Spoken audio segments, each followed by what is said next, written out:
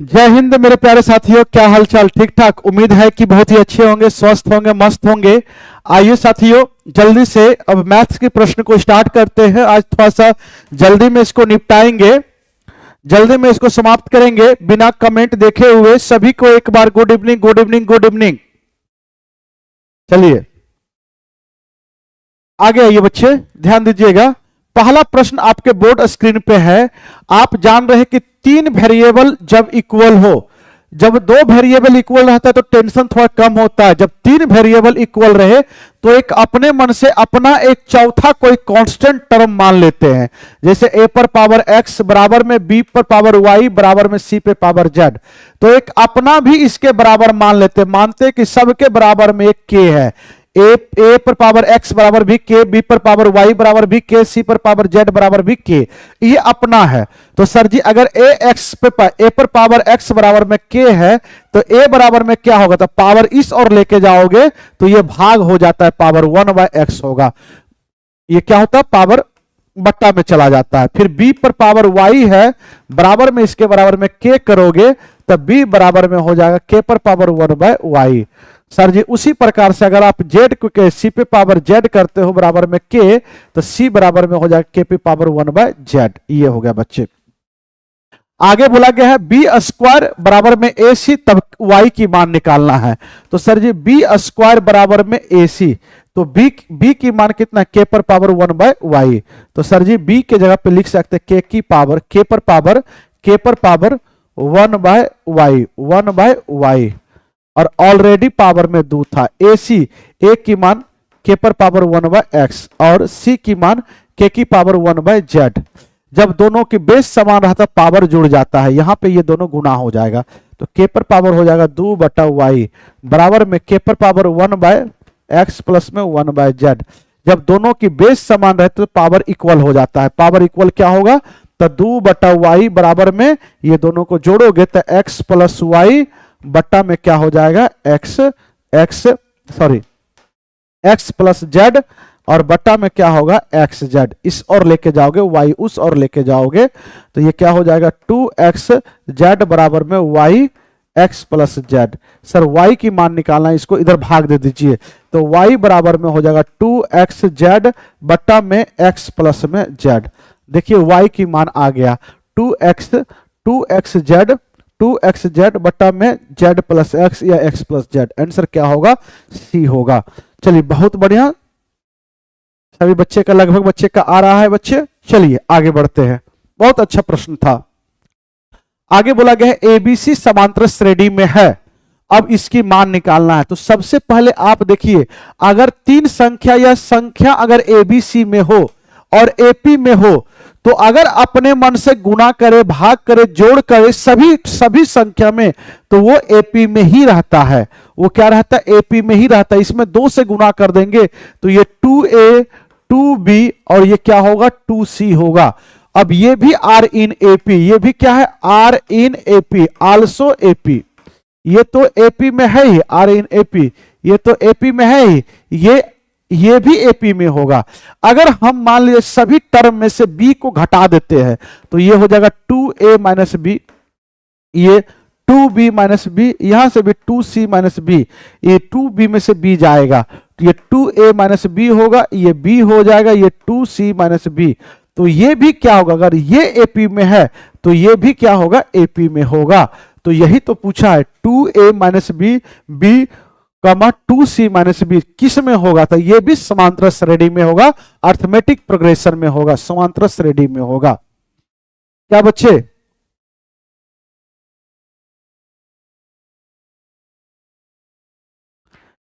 Amarjeet sir कब पढ़ाएंगे? अब बताइए। ये तो अमरजीत सर ही बताएंगे कब पढ़ाएंगे। है? हाँ, अमरजीत सर से पूछना पड़ेगा बउआ फोन करके। आप ऐसा कीजिए, जिनको अमरजीत सर से देखिए, अभी सभी बच्चे से हाथ जोड़कर अनुरोध करते हैं कि एक बार आप ऑफलाइन सेंटर पे आइए और अमरजीत सर से रिक्वेस्ट कीजिए कि सर आप डिस्कशन लीजिए। ठीक है बउआ, हम बिल्कुल छोड़ देंगे, अब मुझे कोई एतराज, सर खुद जबरदस्ती दिए क्योंकि सर का अभी आपको बताए सारा इशू, अब बार बार एक ही बात बताना क्या जरूरी है ना? ये अल्फा मानो, इसको बीटा मानो, x1 x2 मानोगे थोड़ा दिक्कत होगा। ये क्या निकालना है सर जी? तो अल्फा क्यूब प्लस में बीटा क्यूब निकालना, यही निकालना है ना। तो सबसे पहले मूल्यों का योग बताइए, अल्फा प्लस बीटा। तो सर जी माइनस बी बाय ए, तो माइनस बी ऑलरेडी -2 है, तो माइनस माइनस प्लस हो जाएगा, ए का तो कुछ है नहीं। अल्फा इंटू बीटा, मूल्यों का गुणनफल बताइए, सी बाय ए, सी 4 है, ए तो कुछ आगे में इसका कुछ है ही नहीं। तो sir alpha cube plus beta cube, क्योंकि ये दोनों रूट्स का क्यूब पूछा है। तो सर जी एक बात बताइए, ए क्यूब प्लस बी क्यूब की अगर फॉर्मूला निकालना रहे तो क्या होता है सर जी? होता क्या है? तो sir alpha plus beta cube minus में 3 alpha beta into alpha plus beta होता है, ये होता है बच्चे। तो साथियों इसका कितना, 2 का क्यूब 8 हो जाएगा, -3 अल्फा इंटू बीटा कितना है, इंटू 4, और अल्फा प्लस बीटा कितना है 2। सर ये 8 होगा, ये 4 3 12 दूनी 24 होगा। तो सर जी 24 में से 8 जाएगा तो -16 होगा। आंसर क्या हो जाएगा? -16।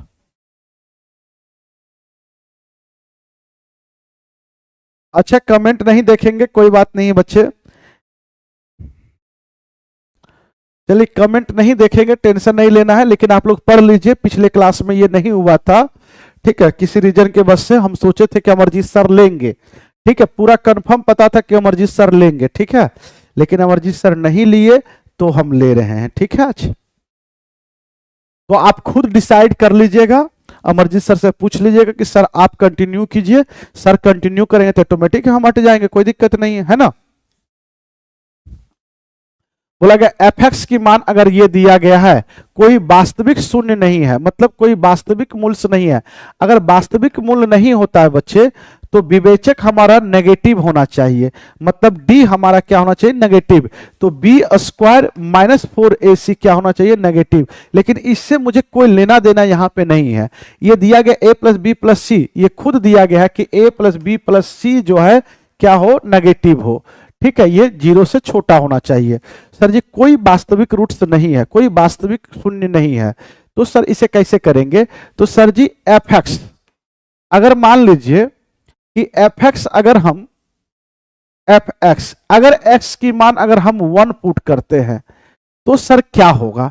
तो सर जी अगर आप समझने की प्रयास करेंगे, ये नेगेटिव होना चाहिए, क्या होना चाहिए? नेगेटिव। अगर एफ एक्स की मान अगर हम 1 पुट करते हैं तो सर जी ये a हो गया, ये प्लस में b हो जाएगा, प्लस में c, और ये ऑलरेडी क्या है कि ये 0 से छोटा है, मतलब f1 भी हमारा क्या होगा? ये 0 से छोटा होगा। तो अगर कोई संख्या मानिए कि जैसे कि मानिए कि 1 जो है क्या है? तो 0 से छोटा होना चाहिए, मतलब कोई 1 अगर 0 से छोटा, मान लीजिए कि 3, देखो समझने की बात है कि 5 जो है 5 से छोटा क्या है? 3 है, तो क्या ऑलरेडी 2 इससे छोटा होगा कि नहीं होगा? जी सर। सर क्या अगर हम 1 ले तो क्या छोटा होगा 5 से कि नहीं होगा? जी सर।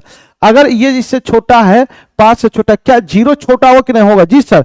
तो इसके मैक्सिमम वैल्यू 1 है, 1 से और भी अगर कोई छोटा लेंगे, अगर f0 ले ले तो भी ये 0 से छोटा होगा। तो अगर f0 लेते हैं तो यहां क्या होगा? सर इसमें रखेंगे इस इक्वेशन में तो ये 0 हो जाएगा, ये भी 0 होगा, प्लस में c होगा, तो c क्या हो गया? c बन गया 0 से छोटा, तो c हमारा नेगेटिव हो जाएगा। आंसर क्या होगा बच्चे? c।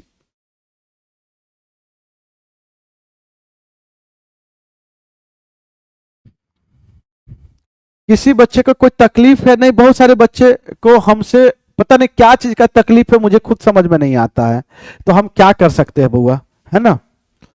तो हम क्या कर सकते हैं? बोला गया है एक थैले में 2 लाल 3 हरी 2 नीली गेंदें हैं। बोला दोनों गेंदों को अदृक्ष निकाला जाता है, 2 गेंद निकाला जाता है, दोनों गेंदों अदृक्ष निकाला जाता है, रेंडमली निकाला गया है, और रेंडमली निकालने के बाद दोनों गेंदों में से किसी भी का नीला नहीं होने की प्रायिकता ज्ञात करे। सबसे पहले टोटल बताओ, 5 2 7, 7 में से C2 2 गेंद चुना गया है, नीला नहीं लेना तो नीला को काट दो, तो टोटल गेंद अब कितना बचा? 3 2 5, यही 5 में से कोई 2 गेंद होगा, और नीचे में टोटल लेते 7 C2, दोनों जगह C2 बराबर है, तो सीधा 5 को 2 बार घसका दो, 5 गुना 4, 7 को 2 बार घसका दो, 7 गुना 6। सर ये 2 होगा, ये 3 होगा, सर जी 5 दूनी 10, 7 या 21, तो आंसर हो जाएगा 10/21। आंसर यही होगा 10/21।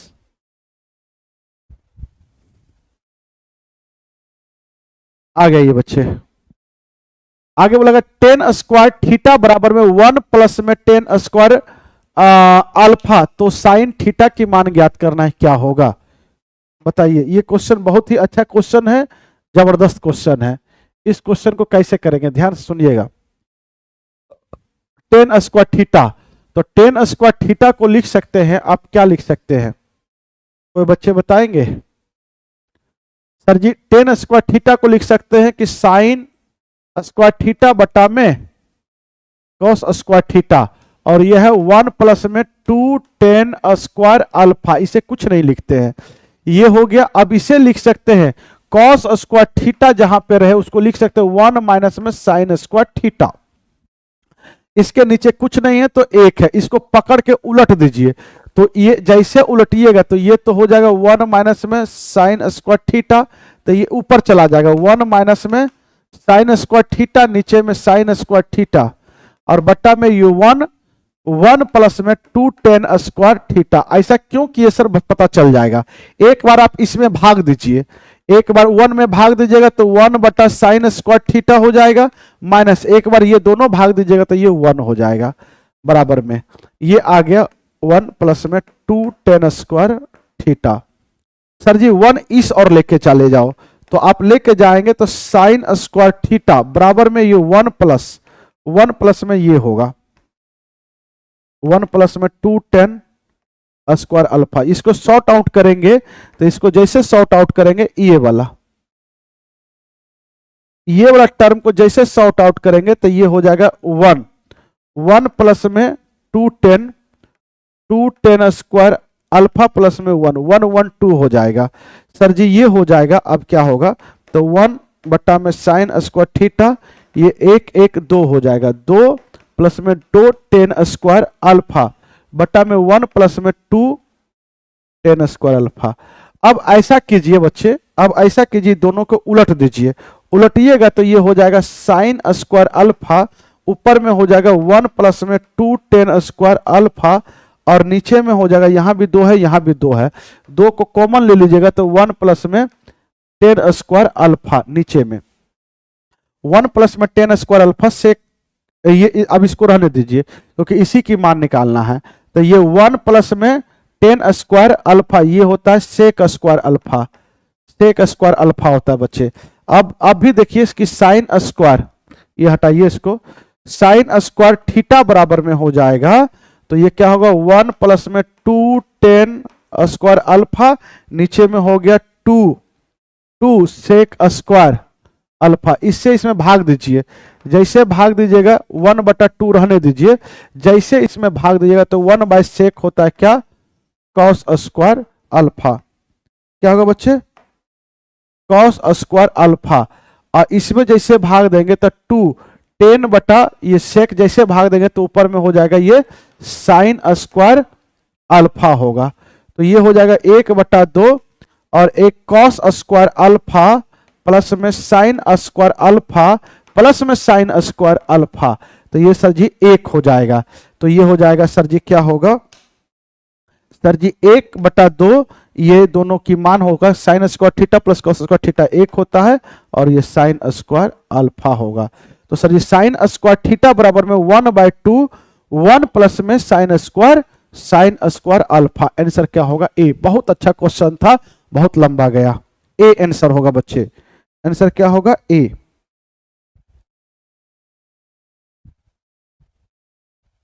हमने पूरा डिटेल बताया, इतना बड़ा क्यों कर दिए सर, तो क्या छोटा कर दे। दूसरा विधि बता दीजिए सर। देखिए दूसरा विधि बताने का बता देंगे, लेकिन यहां पे आप समझिएगा ये थीटा है और ये अल्फा, एंगल चेंज है बच्चे, और एंगल चेंज में अगर आप दूसरा ट्राई मेथड करेंगे तो आपका परेशानी बढ़ जाएगा, आपका परेशानी क्या होगा बढ़ जाएगा। फिर अगर मान लीजिए कि अल्फा को ही अगर कोई एंगल मान लेते हैं 45 डिग्री मानते, तो 1 1 2 3 10 स्क्वायर हो जाएगा 3,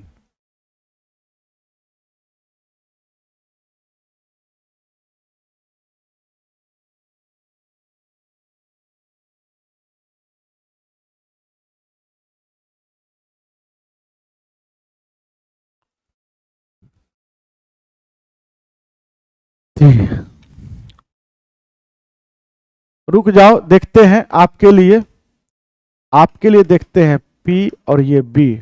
मैं ट्राई कर रहा हूं, आपको टेंशन नहीं लेना है, हम ट्राई कर रहे हैं। ये हो जाएगा √3, ये 1, तो ये हो जाएगा 2, ये 2 होगा, तो 2 हो जाएगा 2। तो उसके बाद जो है अगर आप मान लीजिए, अगर ये 45 मानते हैं तो थीटा हमारा ऑटोमेटिक है √3, तो √3 ऑटोमेटिक है। थीटा अगर √3 आ रहा है तो √3 हमारा 60 डिग्री का होता है। अगर यहाँ पे 60 डिग्री मानेंगे तो 60 होता है √3/2, तो 3/4 ये 1 होगा, तो ये हो जाएगा कितना होगा। अगर यहाँ पे हम 60 मानते हैं तो √3 का स्क्वायर होगा 3 और 2 का स्क्वायर 4। अगर यहाँ पे अगर हम 45 मानते हैं, 45 का मान 1/√2, √2 की मान हो जाएगा 1/2 और 3/2, 3 आ गया, बन गया।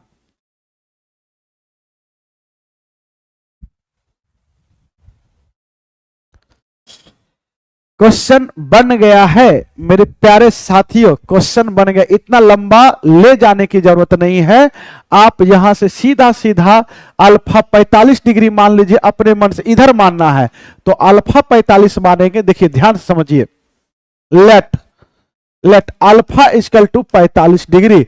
अगर अल्फा 45 माने तो ये 1 2 1 3, तो 10 स्क्वायर थीटा बराबर में कितना हो जाएगा 3, तो tan थीटा बराबर में हो जाएगा √3। मतलब ये एंगल होता है 60 डिग्री पे। थीटा की मान 60 आया तो tan 60 की मान पूछा है, मतलब sin 60 की मान पूछा है, तो sin 60 होता है √3/2, स्क्वायर करेंगे 3/4। 3/4 कौन सा ऑप्शन में है? अगर ये 45 रखेंगे तो पहला ऑप्शन में ही पूर रहा है, लेकिन दूसरे ऑप्शन में भी आप जैसे 45 रखेंगे, यहां 45 रखेंगे तो मेरे ख्याल से भी वही आएगा जो यहां आ रहा है, जो यहां आ रहा है वही यहां आएगा। आप देख लीजिएगा, 45 रखेंगे, ये दोनों की मान 1 हो जाएगा, जो कि आप ऑप्शन से नहीं कर सकते हैं। ठीक है, समझ में आया कि नहीं आया? क्या रीजन हुआ? 2 ऑप्शन सेटिस्फाई कर जाएगा, इसलिए जो बताए इसमें है कुछ नहीं, आप इन्हें उन्हें करते जाएंगे, जैसे हम बताए क्वेश्चन बन जाएगा।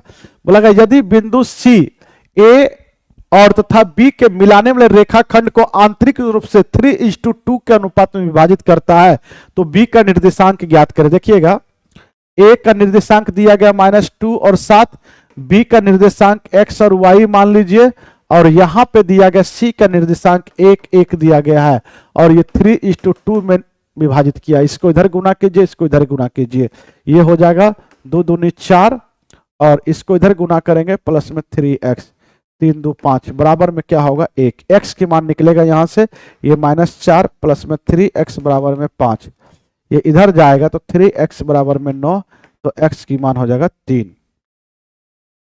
आप इसको इधर गुना कीजिए, ये क्या हो जाएगा, इधर गुना करेंगे तो ये हो जाएगा कितना, 7 दूनी 14 होगा, इधर गुना करेंगे 3y होगा, 3 2 5 बराबर में y भी 1 है, ये हो जाएगा 14 प्लस में 3y बराबर में 5, ये इधर जाएगा तो 3y बराबर में हो जाएगा -9, y की मान हो जाएगा -3।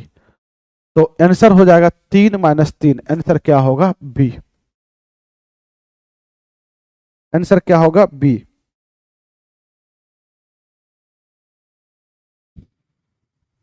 आगे आइए बच्चे, ये बोला गया है कि निम्नलिखित का माध्य जो दिया गया वो 50 दिया गया है, और 20 40 60 80 की ये दोनों की जो है क्या है, जो भी फ्रीक्वेंसी है वो लुप्त है। तो F2 और F2 F4 का मान आपको ज्ञात करना है। टोटल भी दिया गया है 120, टोटल 120 दिया गया है, बहुत अच्छी बात है। सबसे पहले टोटल इसका निकालिए, तो टोटल निकालेंगे, आप देख रहे हैं 7 2 9 9 9 18, सर जी 9 9 18 का 8, बाकी है तो में 1। अब यहां से देख रहे हैं कि सर जी 1 1 2 3 2 5 1 6, 68 प्लस में F2 F2 प्लस में F4 है और ये टोटल दिया गया है 120। टोटल कितना दिया गया है 120। तो यहां से एक बात तो स्पष्ट आया कि F2 प्लस में F4 जो आएगा 68 घटा देंगे तो ये 2 हो जाएगा और ये 5 52 होगा। बोलिए हाँ या ना। ये F2 प्लस F4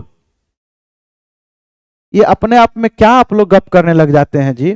अरे इधर पढ़ लीजिए, ये दोनों की मान, पहला इक्वेशन ये आ गया।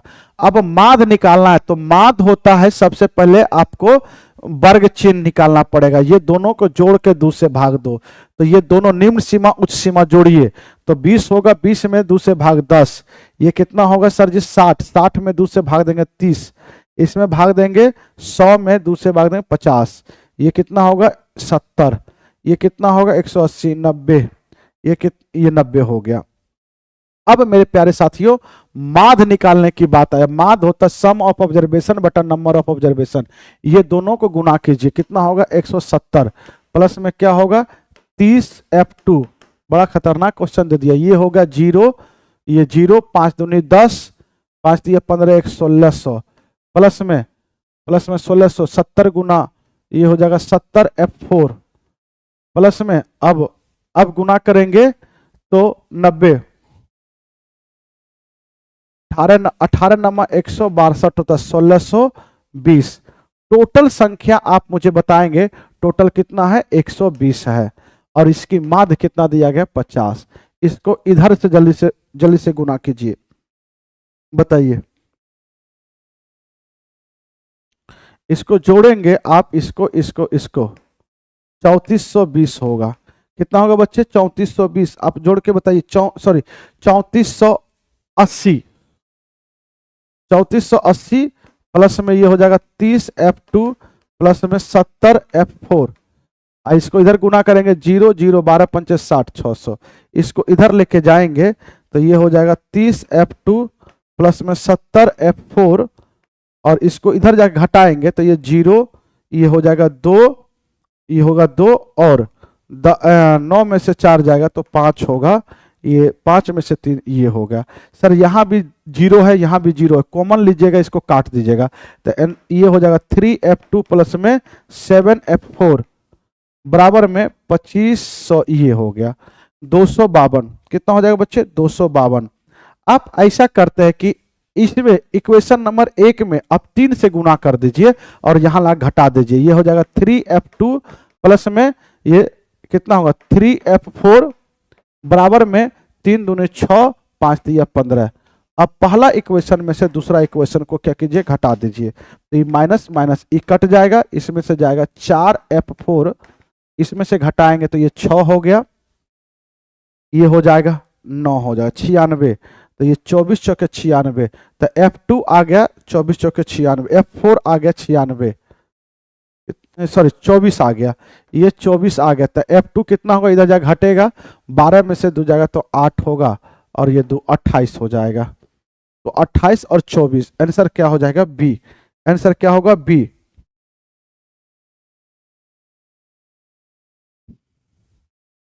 आंसर क्या हो जाएगा बी। बोलिए हाँ या ना बच्चे।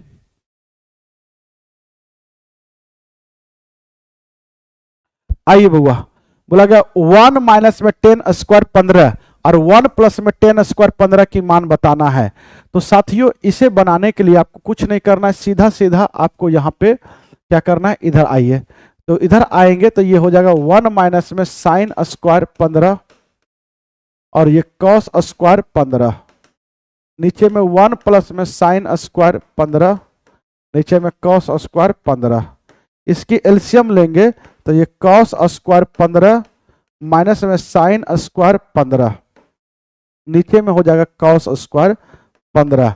यहाँ पे होगा, इसको सॉल्व करेंगे तो इधर जाएगा तो कॉस स्क्वायर 15 प्लस में साइन स्क्वायर 15 और नीचे में कॉस स्क्वायर 15।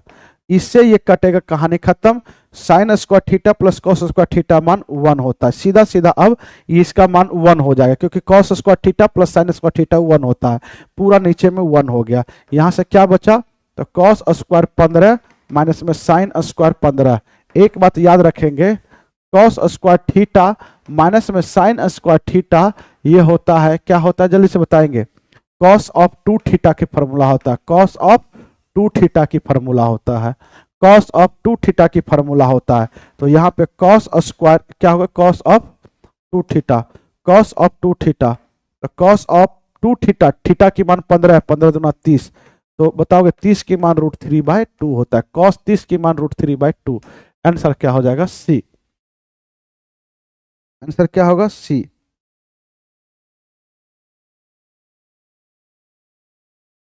बोला गया 8 सेंटीमीटर और 6 सेंटीमीटर भुजा वाले आयत में आसन भुजाओं के मध्य बिंदु से जोड़ने वाली आकृति क्या बनता है। तो एक सम चतुर्भुज बनता है। एक को आयत है, एक आयत है और आयत है 8 सेंटीमीटर 6 सेंटीमीटर। यहां से यहां इसको जोड़ोगे, यहां से मध्य बिंदु अगर जोड़ोगे तो ये क्या बनता है, सम चतुर्भुज। क्या बनता है, सम चतुर्भुज, रोम्बर्स बनता है। लेकिन अगर अगर आयत का एरिया, अगर आयत का क्या एरिया लंबाई गुना चौड़ाई 6 गुना 8 गुना 6 रहा तो 8 छक्का 48 रहा, तो इसी की आधा समबाहु सम चतुर्भुज के एरिया बनेगा 1/2 आयत की एरिया, इसको काटेंगे 24, तो एरिया बन जाएगा 24। एरिया बन जाएगा कितना, एक सम चतुर्भुज है जिसका क्षेत्रफल 24 है। या अगर यकीन ना हो तो ये सम चतुर्भुज बनता है और ये सम चतुर्भुज का ये क्या हो गया, ये पहला विकर्ण हो गया और ये क्या हो गया, ये दूसरा विकर्ण हो गया। आप जानते हैं सम चतुर्भुज के एरिया होता है, पहला विकर्ण यहां से यहां कितना है 8 और दूसरा विकर्ण ये क्या है चौड़ाई 6, इसको भी काटेंगे तो ये आप देख रहे हैं कि 3 8 24 ही आया है। तो आप ऐसे भी समझ सकते हैं कि जब आप आयत की मिड पॉइंट मिलाओगे तब मिड पॉइंट मिलाओगे तो एक रोम्बर्स बनता है और वो रोम्बर्स होता है आयत के क्षेत्रफल का आधा। या आधा नहीं करना है तो पहला विकर्ण गुना दूसरा विकर्ण कर सकते हो, ये विकर्ण इधर से इधर हो जाएगा, बड़ा विकर्ण छोटा विकर्ण ये हो जाएगा। वहां से भी देख रहे हैं कि 24 आ रहा है।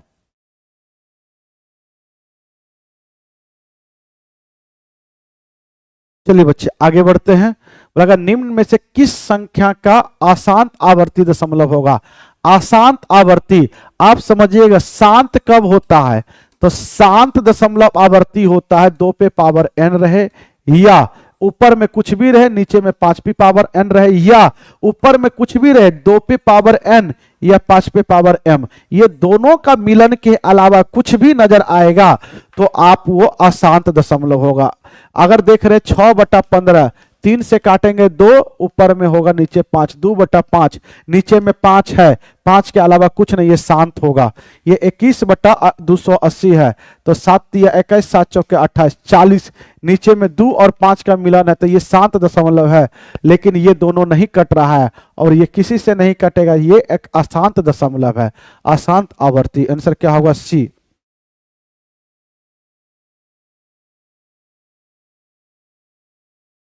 आगे ये बच्चे लगा यदि किसी त्रिभुज के एक कोण का समद्विभाजक विपरीत भुजा पे समद्विभाजित करता है तो त्रिभुज की भुजा बताइए। त्रिभुज कैसा होगा, ये अगर एक त्रिभुज है ये ABC, अगर इसकी कोण समद्विभाजक अगर ये 2 बराबर भागों में इसको बांट रहा है इस लाइन को, और ये 90 डिग्री भी ऑटोमेटिक हो जाता है, ये वैसे त्रिभुज में होता है जिसे हम लोग आइसोसेलेस ट्रायंगल कहते हैं। ये समद्विबाहु, ये दोनों भुजा भी बराबर होता है, ये समद्विबाहु त्रिभुज में होता है। किसमें होता है, समद्विबाहु त्रिभुज का ही ये प्रॉपर्टी है कि अगर एंगल बाय सेक्टर आधार को 2 बराबर भागों में अगर बांट दिया तो वो हमारा क्या हो जाता है बच्चे, समद्विबाहु त्रिभुज का कॉन्सेप्ट हो जाता है, आइसोसेलेस ट्रायंगल का कॉन्सेप्ट हो जाता है। ये बोला गया है कि 2x - y = 5, तो 2x - 3 का क्यूब और ये क्यूब, इसकी मान ज्ञात करना है।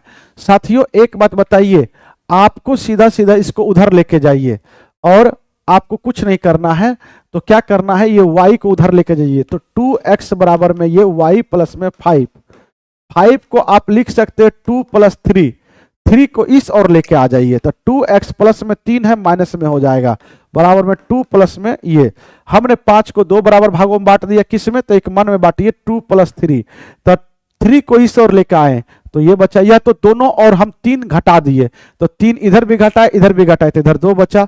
तो जहां पे 2x माइनस 3 है वहां पे 2y प्लस 2 का प्रयोग कर सकते हैं। तो यहाँ पे 2x माइनस 3 है तो हम प्रयोग कर सकते हैं कि y प्लस में 2 का होल क्यूब और माइनस में y प्लस 2 का होल क्यूब। ये प्लस में है ये माइनस में है, तो बचा दोनों कटेगा तो क्या हो जाएगा, आंसर 0 हो जाएगा। आंसर सीधा सीधा क्या हो गया, 0 हो गया। आंसर क्या हो गया, सीधा सीधा 0 हो गया। क्या भाई साहब अपने अपने में आप लोग कमेंट करते हो? एक बच्चे लिख रहे हैं लाइव क्लास नहीं है, गधा कहीं का। ये लोग पढ़ने नहीं आता है, देखने आता है कि लाइव क्लास नहीं है। ओ माय गॉड, ये कैसे पढ़ लिए? आशीष तिवारी, ए आशीष तिवारी बताओ ना, लाइव क्लास नहीं है तो। ये गधा कहीं का, ये लोग पढ़ने आता है कि लाइव क्लास नहीं है, कि लाइव क्लास ही देखने आता है? बताओ, बिना लाइव के तो मोबाइल में लाइव दिखा रहा, नीचे में लाइव नहीं दिखा रहा है।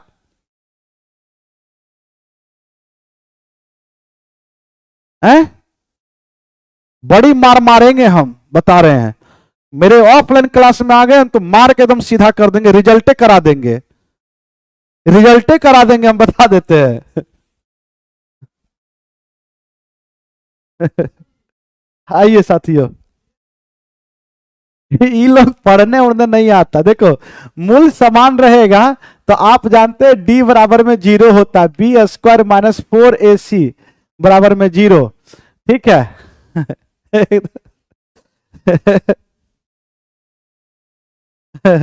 आगे आइए बच्चे, हमें चिढ़ाने से क्या होगा, कोई फायदा नहीं है, हम चिढ़ते नहीं है, बस आपको सुधारने मुझे बहुत अच्छे से आता है। आगे आइए, ये बताओगे सर जी, तो बी हमारा ये हो गया, तो m प्लस 1 का whole square minus 4a, a का मान कितना हो गया, तो 4 प्लस में m, c की मान 1 हो गया बराबर में 0। साथियों ये a प्लस बी का whole square m square plus में 1 का स्क्वायर प्लस में 2m, इसको गुना करेंगे तो सर जी ये माइनस 4 चौके 16 होगा, माइनस में 4m होगा बराबर में 0। सर जी ये हो जाएगा m स्क्वायर, ये होगा 2 में से जाएगा तो 2m होगा, माइनस में ये होगा, ये इधर जाएगा तो कितना होगा, माइनस 15 बराबर में 0। सर जी आप गुना कीजिए, तो सर जी ये गुना करेंगे 3 5 दिया 15, माइनस में 5 गुना 2 फैक्टर इसका ढूंढेंगे जो कि जोड़ने घटाने पे ये आ जाए, तो माइनस 5 दिया 15, माइनस 15 माइनस 5 प्लस 3 माइनस 2 आएगा, बराबर के उस और लेके जाओगे तो m हो जाएगा प्लस 5 और ये हो जाएगा माइनस 3। तो बोला गया है m की मान क्या यूज करना है, अब 5 यूज करना है कि माइनस 3 यूज करना है, जल्दी से बताइए। m का मान वैल्यू 5 होगा, बताइए 5 होगा कि माइनस 3 होगा, जल्दी से बताइए, जल्दी से बताइए। दोनों आ चुका है आपके बीच में, 5 माइनस 3 दोनों होना चाहिए, क्यों, क्योंकि m की मान पूछा है तो ये नेगेटिव पॉजिटिव दोनों होगा। आंसर क्या हो जाएगा, तो डी होगा, एक से अधिक दोनों होगा सर। ठीक है, हम कमेंट सेक्शन पे कोई भी ध्यान नहीं देंगे। जब भी बोला गया कि साइन x, अब ये sine x plus cos x का सबसे बड़ा मान क्या है, तो मैक्सिमम वैल्यू पूछा है, और मैक्सिमा और मिनिमा आप लोग पढ़े होंगे। अगर साइन रहे a साइन थीटा प्लस में बी कॉस थीटा, इसका अगर मैक्सिमा पूछे तो ये होता है रूट अंडर ए स्क्वायर प्लस बी स्क्वायर, इसका मिनिमा पूछे तो माइनस में रूट अंडर ए स्क्वायर प्लस बी स्क्वायर होता है बच्चे। ठीक है, तो इसका मैक्सिमा पूछा है तो मैक्सिमा इसके आगे में 1, इसके आगे में भी 1, तो रूट अंडर में हो जाएगा 1 का स्क्वायर प्लस 1 का स्क्वायर, क्या होगा 1 1 2 होगा, √2 हो जाएगा। मैक्सिमम वैल्यू इसका क्या होगा, √2 हो जाएगा। बोलिए हाँ या ना बच्चे, अधिकतम मान √2 हो जाएगा। चलिए आगे बढ़ते हैं बच्चे, बिना कोई कमेंट देखे, बिना कोई डिस्टरबेंस का सीधा आगे बढ़ते हैं। बोला गया एक आयत की लंबाई उसकी चौड़ाई से 3 मीटर अधिक है। कितना मीटर अधिक है बच्चे, 3 मीटर अधिक है, और परिमाप संख्यात्मक मान रूप से, बोला गया संख्यात्मक मान बोला गया है इसके क्षेत्रफल के बराबर है। अच्छा मेरे प्यारे बच्चे, लंबाई जो है ना, लंबाई वो चौड़ाई से 3 मीटर अधिक है। चौड़ाई x है तो लंबाई x प्लस 3 होगा। इसका पेरीमीटर, पेरीमीटर और एरिया दोनों का आपस में क्या है, नॉमरिकल वैल्यू बराबर है। तब पेरीमीटर होता है 2 इंटू लंबाई प्लस चौड़ाई, 2 इंटू लंबाई प्लस चौड़ाई होता है। तो लंबाई प्लस चौड़ाई दोनों को जोड़ेंगे तो 2x प्लस में 3 हो जाएगा। एरिया होता है लंबाई गुना चौड़ाई, ये दोनों को गुना करोगे x इंटू एक्स प्लस में 3 हो जाएगा। ये होगा बच्चे, क्या होगा, ये होगा। आप समझने के प्रयास करेंगे सर जी यहां से मुझे क्या प्राप्त होगा, तो सर जी यहां से आप इसको गुना कर देंगे, सीधा सीधी इसके क्या प्राप्त होगा, 4x प्लस में 3 दूनी 6 होगा, ये एक्स स्क्वायर प्लस में 3x होगा। इसको इधर घटा देंगे तो मेरे प्यारे बच्चों एक्स स्क्वायर और ये इधर जाके घटेगा तो 3x में से 4x जाएगा, x होगा और ये हो जाएगा माइनस में 6 बराबर में 0। अब दो फैक्टर ऐसा गुना कीजिए जो कि जोड़ने घटाने पे ये आ जाए। सर जी गुना करने पे -6 और जोड़ने घटाने पे ये, तो सर जी -3 गुना अगर 2 करते हैं तो 3 प्लस 2 करेंगे, -3 प्लस 2 -x होगा, सही है। गुना कर रहे -6 तो x की मान हो जाएगा बराबर के उस ओर जाएगा, माइनस वाली चीजें प्लस होगा और प्लस वाली चीजें माइनस हो जाएगा।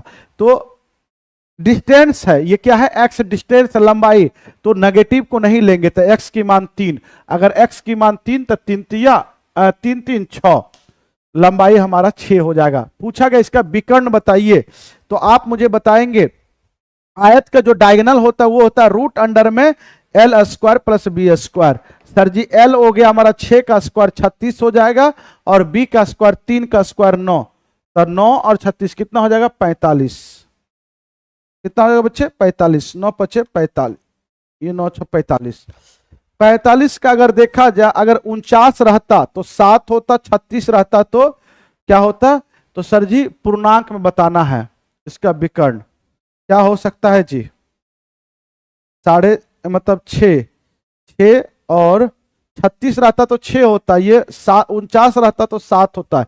इसी के बीच में लगभग में 6.5 पे समथिंग, 6.5 से ज्यादा होगा क्योंकि 49 का करीब है, 7 का करीब में, तो 7 का करीब में ज्यादा होगा। लेकिन मैक्सिमम बड़ा वैल्यू मत दीजिए, आप छोटा वैल्यू ले सकते हैं मेरे ख्याल से।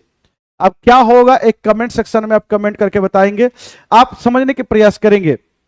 ये 6 से बड़ा और 7 से छोटा होगा तो एक पूर्णांक वैल्यू क्या लिया जा सकता है, डिस्टेंस में आप ज्यादा लोगे तो फिर दिक्कत होगा, आप कम वाला ही ले लेंगे। लेकिन ये पूर्णांक वाले अगर इसमें अगर नन ऑफ दीज दिया गया है बच्चे, तो मुझे नहीं लगता है कि ये सही आंसर। आप पूर्णांक में क्या ले सकते हो, 7 भी ले सकते हो क्योंकि 7 के करीब में है। देख लीजिएगा आप 7 लेना है कि 6 लेना है, ठीक है, 7 लेना है या 6 लेना है। लमसम में आप समझने की प्रयास करेंगे 6.5 से ज्यादा होगा, तो लमसम में अप्रोक्स आप इसकी मान निकालेंगे तो 6 पॉइंट मानकर चलिए 7 होगा। तो आपको क्या लेना चाहिए, 7 ही लेना चाहिए या 6 लेना चाहिए, 7 लेना चाहिए 6 लेना चाहिए, देख लीजिएगा बुआ, ठीक है। चलिए आगे बढ़ते हैं। कुछ कुछ क्वेश्चन को इग्नोर भी करना चाहिए, ऐसा नहीं बहुत बड़ा क्वेश्चन नहीं था, लेकिन वो डिपेंड करता, 6 भी दिया था 7 भी दिया, तो 7 ले लिया। बोला गया विकास अपने वेतन का 80% खर्च करता है। क्या करता है, विकास अपने वेतन का 80% खर्च करता है। मानिए अगर 100 रुपया कमा कर लाया, 80 रुपया खर्च कर दिया तो बचाया कितना, 20 रुपया। ये इनकम हुआ और ये एक्सपेंडिचर हुआ, तो ये हमारा क्या हो गया, सेविंग हो गया, ये हमारा सेविंग हो गया। मेरे प्यारे बच्चे, बोला गया उसके वेतन में 25% का वृद्धि, ये इनकम है। अब इनकम में 25% का वृद्धि कितना हो जाएगा, 125। ये एक्सपेंडिचर है। बोला गया व्यय में 80% का वृद्धि, तो 80 का अगर मान लीजिए 15% का वृद्धि करेंगे तो इसका 15% अगर निकालते हैं तो बच्चे, तो ये हो जाएगा 5 से काटेंगे 3 होगा, ये 20 होगा, 20 चौके 80, 4 तिया 12, 12 का वृद्धि हो जाएगा तो 92 रुपया खर्च होगा। आप समझने की प्रयास करो, 125 कमाया, 92 रुपया खर्च कर दिया। मेरे प्यारे बच्चों बचा कितना, सर जी इसमें से ये घटाएंगे तो 5 में से 2 जाएगा तो 3 हो जाएगा। कितना हो जाएगा बच्चे, 3 हो जाएगा। और आप देख रहे कि 11 में से 9 जाएगा तो कितना होगा, 2 होगा, 9 2 11, तो 20 से 23 हो गया। मेरे प्यारे बच्चे देख रहे सेविंग में भी बढ़ गया, कितने का, 3 का वृद्धि हुआ। 3 का वृद्धि हुआ कहां से, 20 से। प्रतिशत लगाने के लिए 100 से गुना, तो ये हो जाएगा कितना होगा सर जी, 20 पचे 5 तिया 15। ए भाई ये उसकी बचत में क्या हो रहा है, 80 हुआ, तो 80 का ये अगर व्यय में 15% का वृद्धि, सॉरी, हाँ हाँ देख लिए बच्चे, देख लिए ये घटाने में गलती हो गया सर जी। 5 में से 2 जाएगा तो 3 होगा, और 12 में से 9 जाएगा तो 9 3 12 होता, 33 हो जाएगा। सही है बच्चे, 13 का वृद्धि हो रहा है, ये गड़बड़ी हो गया था। 13 का वृद्धि हो रहा है कहां से, 20 से। प्रतिशत लगाने के लिए 100 से गुना, 20 पंचे 100, 13 पचे 65% का मुझे सेविंग में क्या हुआ, वृद्धि हो गया। आंसर तो है नहीं, आंसर क्या होगा, ई होगा। आंसर क्या हो जाएगा बच्चे, ई होगा, 65%।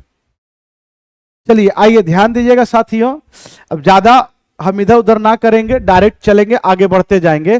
बोला 1.5 मीटर लंबा एक क्या है, पर्यवेक्षक 26 मीटर ऊंचे टावर से 24.5 मीटर दूर है। बोला गया प्रेक्षक जो है ऑब्जर्वेशन की आंख से मीनार के शीर्ष का उन्नयन कोण क्या है। मेरे प्यारे बच्चे, एक पर्यवेक्षक जो है वो कितना, 1.5 मीटर लंबा है, ये है, इसकी आंख यहां पे है, और ये एक मीनार है, और ये मीनार से कितना दूरी पर है, तो सर जी ये मीनार से जो है 24.5 मीटर दूरी पे, और मीनार की ऊंचाई बोला 26 मीटर ऊंचे टावर 26 मीटर ऊंचा है, और इसका उन्नयन कोण बताओ, इसकी आंख से यहां से ये 1.5 है सर, यहां भी 1.5 होगा, टोटल 26 है, 26 में से 1.5 घट जाएगा तो 24.5 होगा, यहां भी 24.5 होगा। मेरे साथियों दोनों भुजा बराबर हो गया तो ये 45 डिग्री में ही ऐसा पॉसिबल होता है। अगर यकीन ना हो तो इसको क्या कर लीजिए, थीटा मान लीजिए, तो tan थीटा बराबर में होता है P/B, तो P कितना है 24.5, B कितना है 24.5, ये कटेगा तो 1, तो किस एंगल के लिए tan 1 होता है, तो एंगल 45 के लिए, तो सीधा सीधा एंगल क्या हो जाएगा 45। आंसर क्या होगा, तो सी होगा। अरे हाँ या ना, चलिए बजुआ आगे बढ़ते हैं, बउआ आगे बोला गया यदि माध्य 40 है और मानक विचलन 5 है तो सी भी विचरण का गुणांक ज्ञात करे। मेरे प्यारे बच्चे, विचरण का गुणांक आप जानते हैं, विचरण का गुणांक हमेशा परसेंटेज में होता है। विचरण का गुणांक अगर निकालना हो तो सर जी क्या होता है, सर जी मानक विचलन बटा में माध्य गुना में 100, ये फॉर्मूला होता है, गुना में 100 परसेंटेज लगाने के लिए। तो विचलन गुणांक पूछा है तो बच्चे बताओगे मानक विचलन 5 है, माध्य कितना है 40, गुना में परसेंटेज लगाने के लिए 100 से गुना, ये हो जाएगा 8 पंचे 40, 1/8 का मतलब होता है 12.5%। आंसर मेरे प्यारे बच्चों क्या होगा, सी होगा। आंसर क्या होगा, तो सी होगा। चलिए बुआ आगे बढ़ते हैं, बिना समय गवाए हुए, आज एकदम बिल्कुल समय नहीं लेंगे। बोला गया है 49 सेंटीमीटर व्यास के तार से बने एक वृत्त का आयत, बोला गया है आयत में बनता है जिसकी भुजा ये दिया गया है, अनुपात में आयत का क्षेत्रफल ज्ञात करे। मेरे साथियों वृत्त का व्यास अगर दिया गया, व्यास से कोई काम नहीं होता, मुझे त्रिज्या लेना है। और जब भी अगर कोई तार है और ये वृत्त बना है, इसी से मानिए एक आयत बनाया गया है, तो ये दोनों की परिमाप बराबर होता है, क्योंकि उसी तार का जो लंबाई होगा उसी को सीधा करेगा फिर आयत बनाएगा, तो दोनों की परिमाप क्या होगा, बराबर होगा। तो आयत की परिमाप और वर्ग की परिमाप, सॉरी आयत की परिमाप और वृत्त की परिमाप बराबर होगा। तो वृत्त की पेरीमीटर क्या होता है, तो सर जी 2 पाई की मान 22/7 और आर कितना है 49/2, ये परिधि हुआ। और आयत की परिमाप 2 इंटू लंबाई प्लस चौड़ाई, लंबाई और चौड़ाई 7 4 11x होगा, लंबाई प्लस चौड़ाई 11x होगा। साथियों ये लंबाई है, ये चौड़ाई, 2 इंटू लंबाई प्लस चौड़ाई परिमाप होता है, दोनों की परिमाप बराबर हो, क्योंकि इसी को सीधा करके एक आयत बनाया गया है, वृत्त को ही सीधा करके एक आयत बनाया गया, तो दोनों की परिमाप बराबर होगा। सर 2 से 2 कट गया, 7 7 49, सर जी 2 से काटेंगे ये 11, 11 से 11 कटा, x की मान आ गया 7। अगर x की मान आ गया 7 तो एरिया पूछा है, एरिया पूछा है वृत्त ये आयत का, तो अगर x की मान 7 तो पहली भुजा 7 7 49, दूसरी भुजा 7 चौके 28 हो जाएगा। तो एरिया होता है लंबाई गुना चौड़ाई, ये हो गया बच्चे 9 8 72। अब गुना करेंगे तो आप मुझे बता देंगे, इसका जल्दी से गुना करके बताओ, 9 8 72 के 2, बाकी हाथ में 7। मेरे प्यारे बच्चे जल्दी से सारे बच्चे बताएंगे गुना करके कितना होगा। तो बहुत बढ़िया, बहुत खूब, 1372 आंसर क्या आ गया? ए। बोली हाँ या ना? चलिए आगे बढ़ते हैं, ध्यान दीजिएगा। बोला गया समांतर चतुर्भुज एबीसीडी में एंगल दिया गया है ए, ये दिया गया है, और एंगल बी दिया गया इतना, तो एंगल सी की मान ज्ञात करना है। समांतर चतुर्भुज होता है बच्चे, समांतर चतुर्भुज ए बी सी डी, आप मुझे बताएंगे एंगल ए की मान कितना है? तो एंगल ए की मान 3x प्लस में 16 है, और एंगल बी की मान कितना है? तो 2x प्लस में 24 है। याद रखेंगे ये दोनों आपस में समांतर होता है, तो ये दोनों के एंगलों का योग 180 डिग्री होना चाहिए। ये दोनों के एंगलों का योग 180 डिग्री, ये दोनों भी आपस में पैरेलल होता है, तो ये दोनों के एंगलों का योग भी 180 डिग्री होना चाहिए। मतलब आपस में ये दोनों का विपरीत एंगलों का योग 180 डिग्री, इसका भी 180 डिग्री, इधर और इधर भी 80 डिग्री। मतलब किसी भी दो एंगल को लेकर जोड़ोगे, या ये ले लो, या ये ले लो, या एंगल डी और सी ले लो 180 डिग्री होगा, या एंगल ए बी ले लो जोड़ोगे 180 डिग्री होगा, या ए और डी ले लो 180। किसी भी दो एंगल को जोड़ोगे विपरीत दिशा में, विपरीत वाले में, तो 180 डिग्री होगा। इसका विपरीत यही हो रहा है ना, ये दोनों एक ही और के दो कोण को जोड़ोगे तो 180 डिग्री। ये समझो, एक ही और के दो कोणों को जोड़ोगे 180 डिग्री का। क्यों? क्योंकि ये दोनों आपस में एक ही और के दो पैरेलल लाइन है, और एक तिर्यक रेखा कटे, एक ही और के दो अंतः कोणों का योग 180 डिग्री होता है। कितना डिग्री होता है बच्चे? आप लोग ऐसे पढ़े होंगे, ये समांतर लाइन है, इसको कट किया है, ये दोनों जोड़ेंगे, ये और ये एक ही और के 180 डिग्री होता है। तो साथियों सबसे पहले ये दोनों जोड़ो, ये दोनों जोड़ेंगे तो सर जी 5x होगा, और 24 और 16 जोड़ेंगे 6 4 0 3 1 4 40 बराबर में 180 डिग्री। इसको इधर करेंगे 5x बराबर में कितना हो जाएगा सर जी? इससे घटाएंगे तो 120 होगा। x की मान कितना हो जाएगा? 24 होगा। अगर x की मान 24 हुआ, यहां रखेंगे तो साथियों 24 दूनी 48 प्लस में 24, ये 8 4 32 हो जाएगा, 8 4 12 होगा, 3 और 6 एक साथ 72। अगर ये 72 हुआ, अगर ये 72 हुआ, तो ये दोनों का एंगलों का योग भी 180 डिग्री होना चाहिए। तो ये कितना हो जाएगा? 180 से 72 घटा दीजिए, तो सर जी 180 से 72 घटाएंगे तो 108 डिग्री होगा। इसका मान कितना हो जाएगा? 108 डिग्री। देखिए सही बता रहे हैं, ये गलत बता रहे हैं? मुझे लग रहा है कहीं ना कहीं गड़बड़ हो चुका है।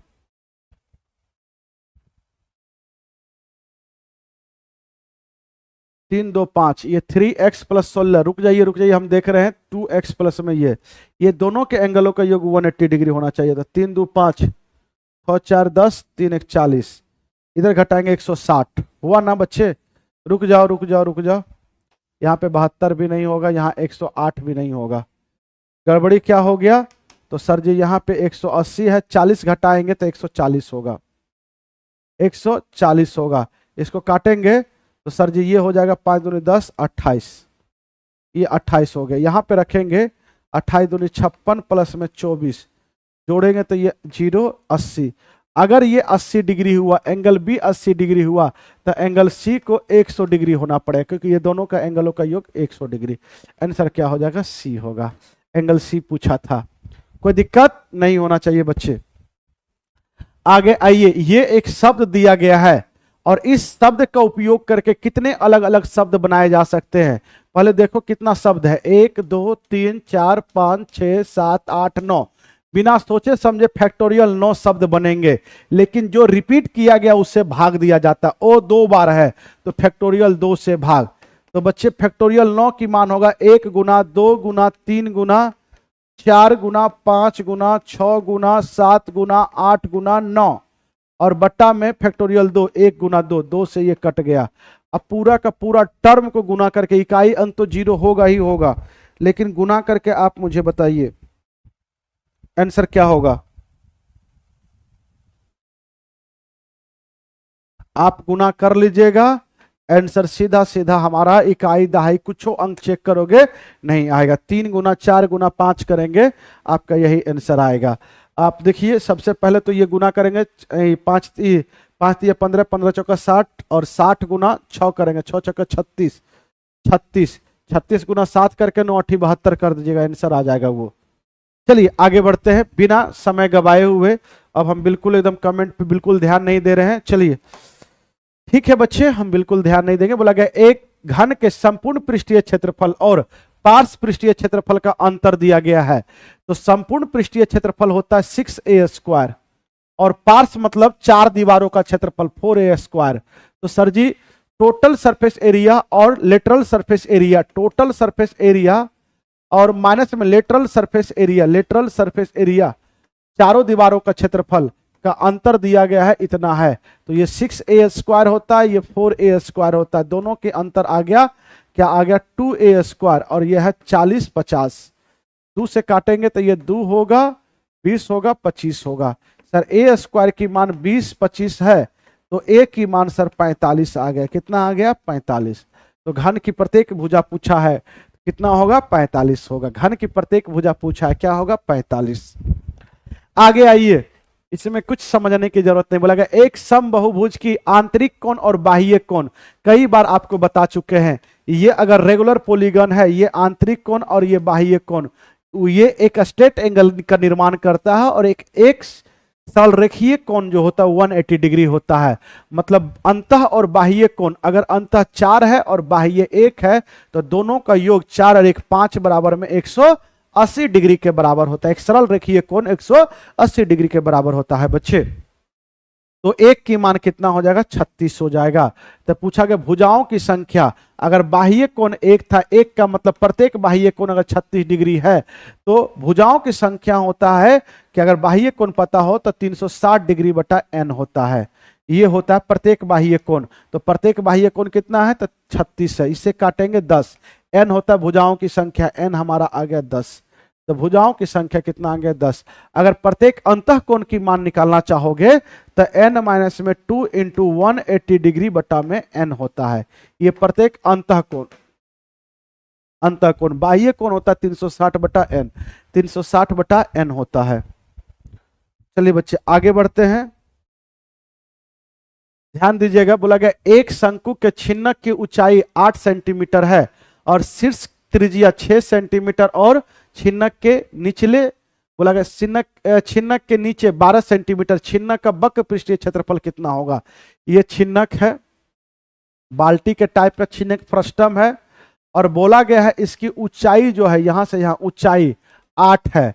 इसकी बोला गया है ऊपरी शीर्ष का त्रिज्या, मतलब छोटी आर हमारा 6 दिया गया है, बड़ी आर हमारा 12 दिया गया है। बच्चे सबसे पहले अगर कर्व सरफेस एरिया पूछा है तो छिन्नक की कर्व सरफेस एरिया होता है pi R plus R into L. तो 2 गो आर तो है, एल निकालना पड़ेगा। ये स्लांट हाइट आपको चाहिए ही चाहिए।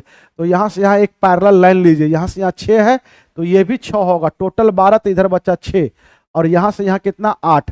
तो एक ट्रिपलेट होता है 3 4 5, इसका दुगुना 6, इसका दुगुना 8, इसका दुगुना 5 दूनी 10। तो ये 6 है, ये 8 है, तो स्लांट हाइट हमारा हो जाएगा 5 दूनी 10।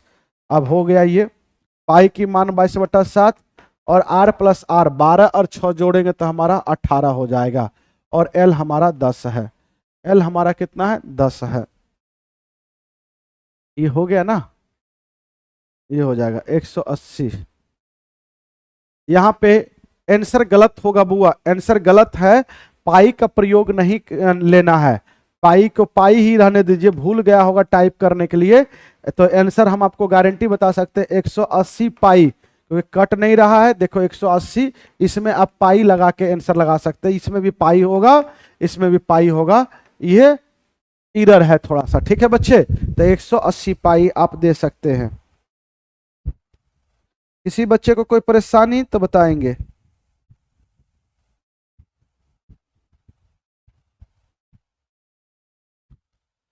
आगे आइए बच्चे। बोला गया वह बड़ी से बड़ी संख्या कौन सी है जिसे 1661 तथा 240 को भाग देने पर 10 और 8 शेषफल बचे। जब बड़ी से बड़ी बोले तो एचसीएफ निकालो, अलग अलग शेषफल है तो पहले शेषफल घटा लो, जो बचेगा उसी का एचसीएफ निकालना है, जो बचेगा उसी का एचसीएफ निकालना है।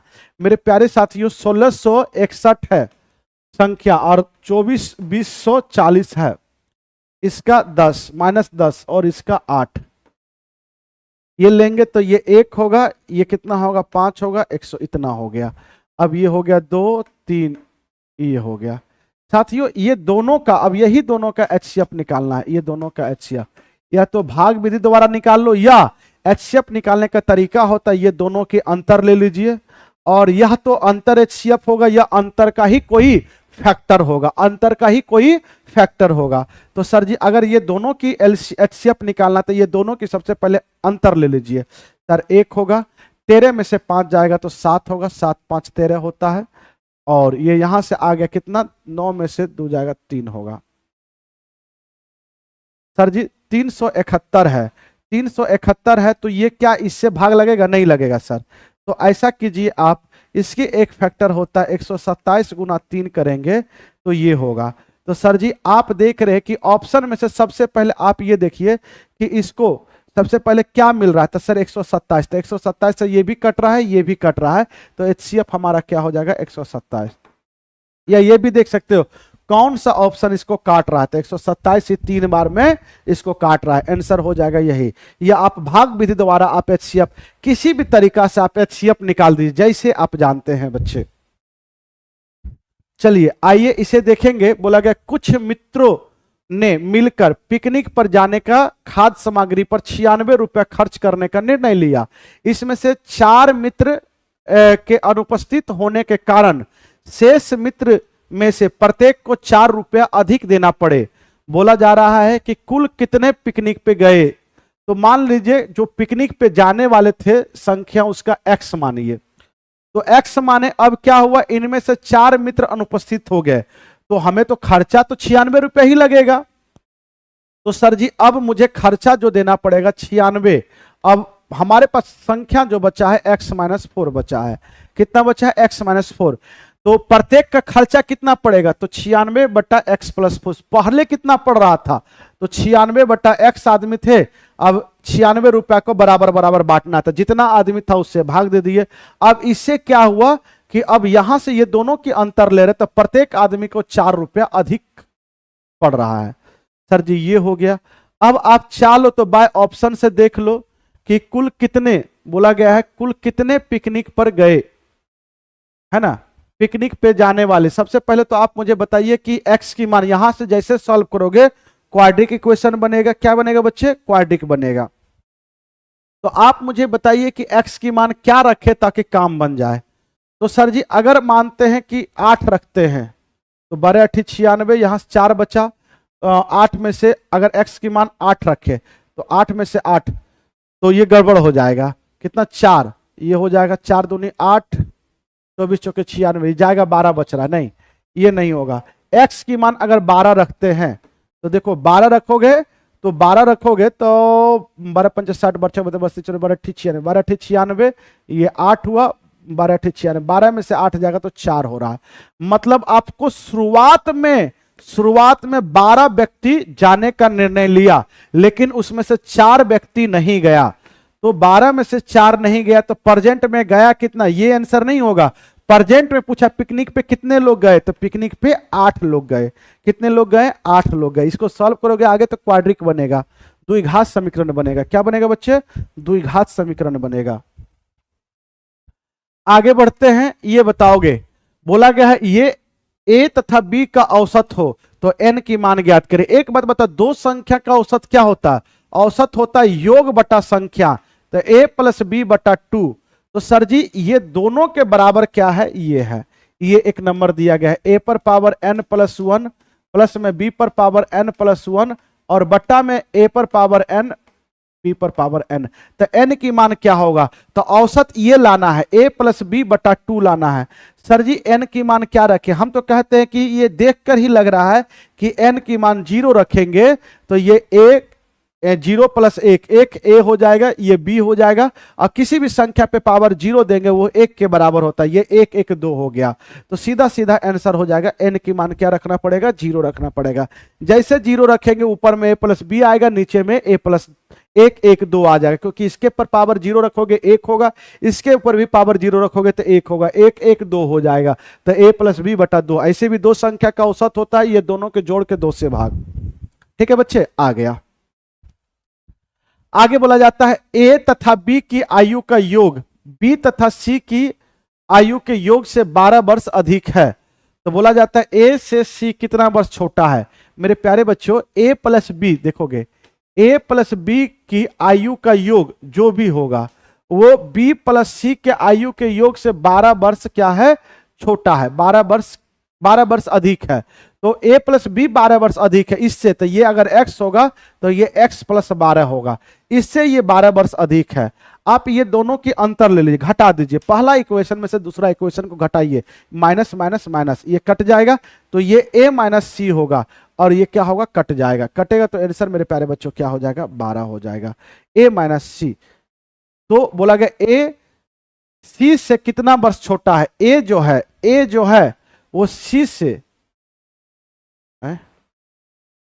ए से सी, अच्छा ए से सी कितना वर्ष छोटा है, तो 12 वर्ष छोटा। देखो ए से सी कितना वर्ष छोटा है, इसको इधर करेंगे, इसको इधर करेंगे, इधर करेंगे, तो ए से जो है सी कितना वर्ष छोटा है, तो सर जी यहां देख लीजिए 12 वर्ष छोटा है। कितना वर्ष छोटा है, 12 वर्ष छोटा है। कितना छोटा है बच्चे, 12 वर्ष छोटा है। चलिए आगे आइए, आगे बोलता है कि मैंने 120 कॉपी 3 रुपया प्रति कॉपी की दर से खरीदी, इसमें से 1/3 भाग 4 रुपया प्रति कॉपी तथा 1/2 भाग 5 रुपया प्रति कॉपी की दर से कॉपी बेची तथा शेष क्रय मूल्य पर बेची, शेष क्रय मूल्य पर बेची। मेरा लाभ प्रतिशत क्या है, मेरा लाभ प्रतिशत क्या है, अब लाभ प्रतिशत बताना है इसका। मेरा लाभ प्रतिशत ज्ञात करें। ए बउआ, आपको बताना है 120 कॉपी, 120 में से बोला गया 120 में से प्रतीक को सबसे पहले सीपी बताइए। 120 कॉपी है और 3 रुपया की दर से खरीदा गया, 360 रुपया आपने कमाया, और 120 का 1/3 तो ये कितना होगा, 40 कॉपी। 40 कॉपी जो है 4 रुपया के भाव से बेचे हैं, तो 4 चौके 16, 160 रुपये आया। फिर बोला गया 1/2, 120 का 1/2 60 कॉपी आपने 5 रुपए के भाव से बेचा है, 6 पंचे 30, 6 पंचे 30, 300 रुपया यहां से आया।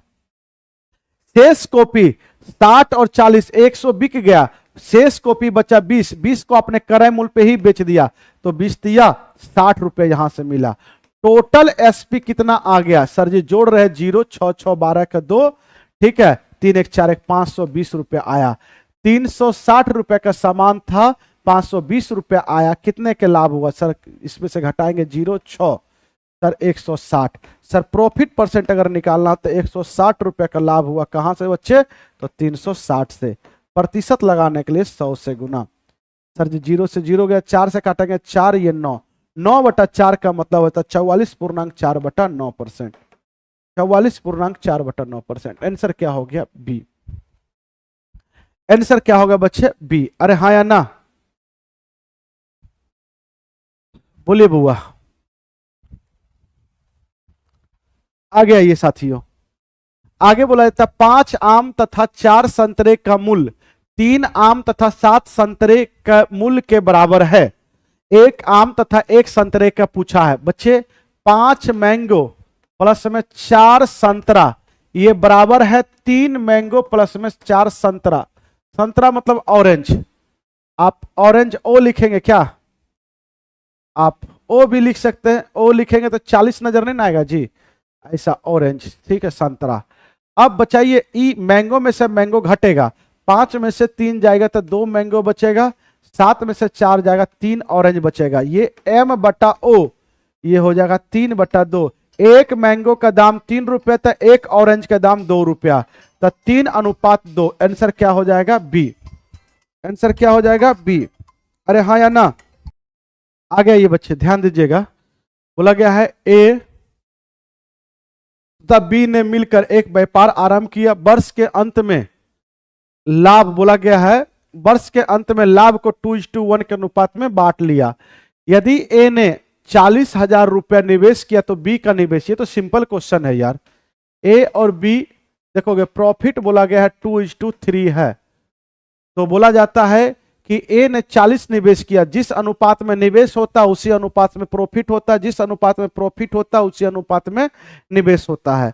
तो मेरे प्यारे बच्चे, ए ने 2 रुपया निवेश किया, क्वेश्चन के अनुसार कितना है, 40, एक की मान कितना है, 20। तो यहां भी 20,000 से अगर गुना कर देंगे तो बताओ कितना हो जाएगा, 60,000। कितना हो जाएगा बच्चे, 60,000। तो बी का निवेश कितना है, 60,000। सिंपल से क्वेश्चन कितना है, 60,000। चलिए आइए बच्चे, बोला गया एक व्यक्ति प्रतिदिन 9 घंटे आराम करके एक निश्चित दूरी को 50 दिनों में तय कर लेता है। यदि वह दुगना आराम करे, पहले 9 घंटा अब 18 घंटा आराम करने लगे, दुगना तेज से चले, तब वह दुगना दूरी को कितना देर में तय करेगा, कितना दिनों में तय करेगा। ये एमडीएच फार्मूला आप पढ़े होंगे। एमडीएच फार्मूला पे ये क्या होता है, आधारित होता है। बोला गया एक आदमी 9 घंटा आराम करता है, तो 24 घंटे में से 9 घंटा अगर आराम करता है तो बता दो 24 घंटे में से अगर 9 घंटा जाता है तो कितना घंटा बचा, 15 घंटा। कितना बचा, 15 घंटा। ये काम करके एक आदमी 50 काम को करता है। एक काम मान ली 50 दिनों में कितना करता है, तो 1 किलोमीटर चला, ये समझ लीजिए एक दूरी चला, 1 यूनिट दूरी चला। अब कह रहा है दुगना आराम करेगा, 9 दूनी 18 घंटा आराम करेगा। तो सर जी अगर 18 घंटा आराम करेगा, 24 घंटे में से 18 घंटा आराम ही कर लिया, तो काम कितना किया, 6 घंटा काम करके कितना दूरी, बोला कि कितना दिनों में दुगनी चाल से, 2 गुना स्पीड से कितना दिनों में दुगना दूरी तय करेगा। पहले 1 दूरी तय किया तो अब दुगना दूरी तय करेगा, 2 करेगा। साथियों 2 से 2 कट गया, अब काटेंगे 3 से तो ये 2 होगा, ये 5 होगा और ये 25 होगा। 25 पंचे 125, डी हो जाएगा 125। आंसर क्या होगा, बी। आंसर क्या होगा, बी।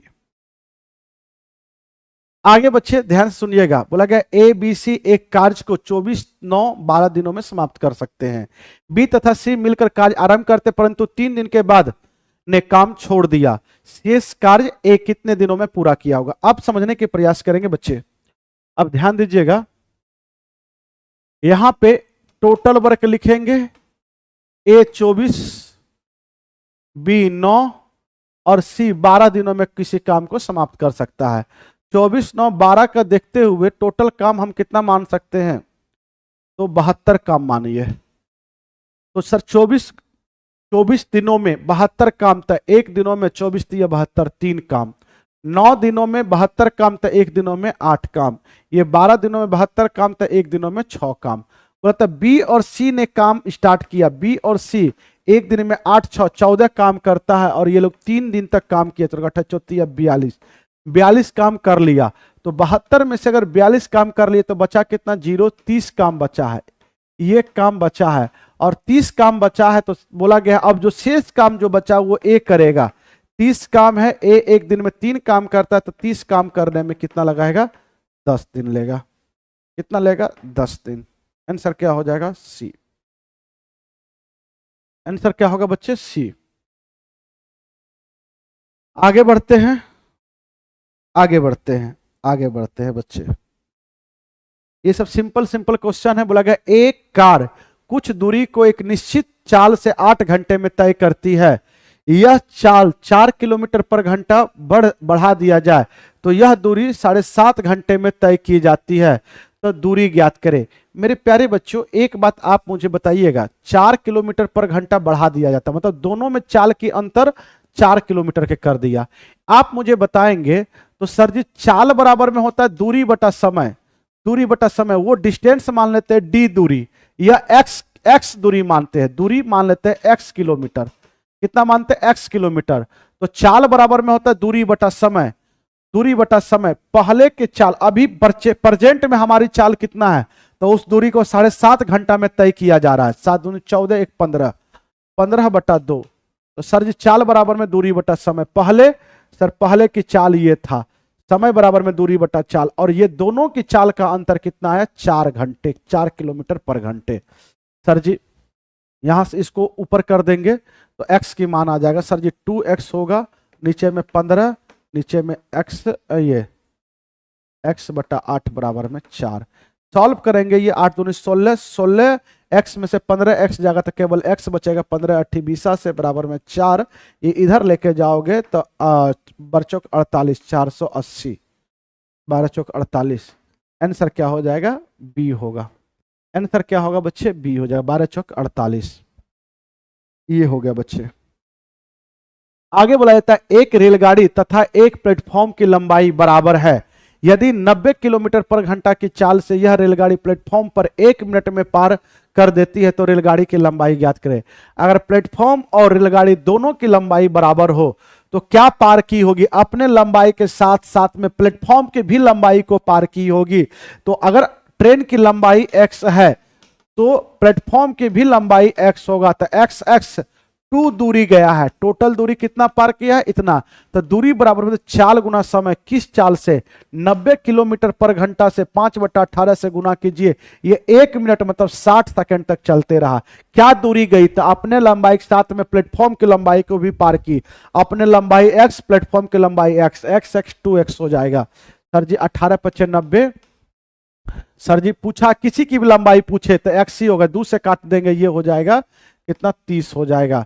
तो सर जी x बराबर में होगा 25 × 75, 750 मीटर लंबा ट्रेन और प्लेटफॉर्म, 750 750 दोनों होगा, बराबर होगा। कुल दूरी पूछता तो 750 × 2 कर देते। आगे अब कोई समय कुछ नहीं करना है, सीधा सीधा आगे बढ़ते जाना है। एकदम सिंपल सिंपल क्वेश्चन है, मेरे अनुसार से भी आपके अनुसार से भी, क्योंकि बन भी रहा है सिंपल तरीका से। बोला गया एक नाव धारा के विपरीत 40 मिनट में 4 किलोमीटर की दूरी तय करती है, जबकि धारा के विपरीत दिशा में 30 मिनट में इस दूरी को तय करती है। तो धारा के विपरीत दिशा में x - y नाव की चाल होता है। चाल बराबर में दूरी बटा समय। दूरी 4 किलोमीटर था, समय था 40 मिनट। मिनट को घंटा बनाने के लिए 60 से भाग, इससे ये काटे, इससे ये काटे, ये हो जाएगा 6 किलोमीटर पर घंटा। x + y धारा के दिशा में उसी दूरी को 30 मिनट में जाता है।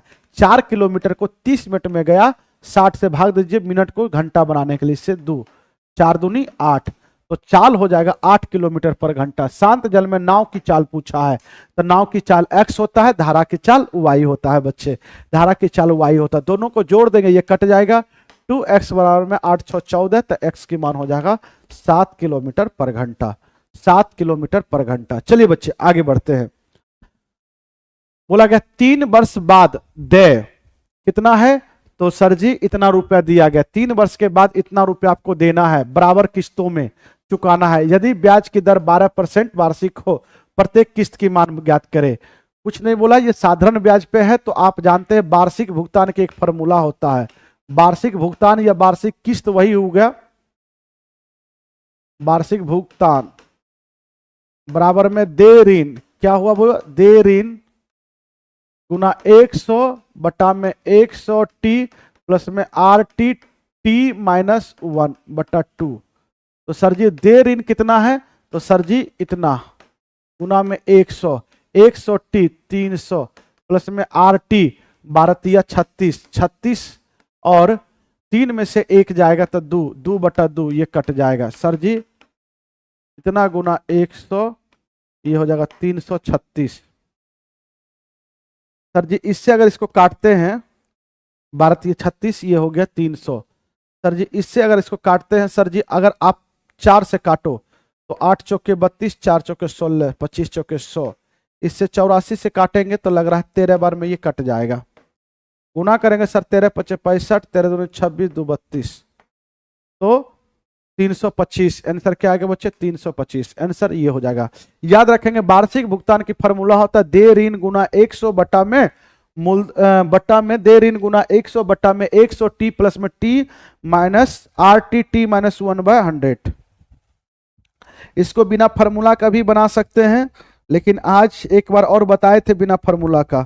आप आज जो है डायरेक्ट इसी तरह फॉर्मूला सी करेंगे। वार्षिक भुगतान बराबर में दे ऋण गुना 100 ड्यू डेप्ट इंटू 100 बटा में 100 टी प्लस में RT T - 1 बटा 2। आज फॉर्मूला याद रखेंगे बच्चे।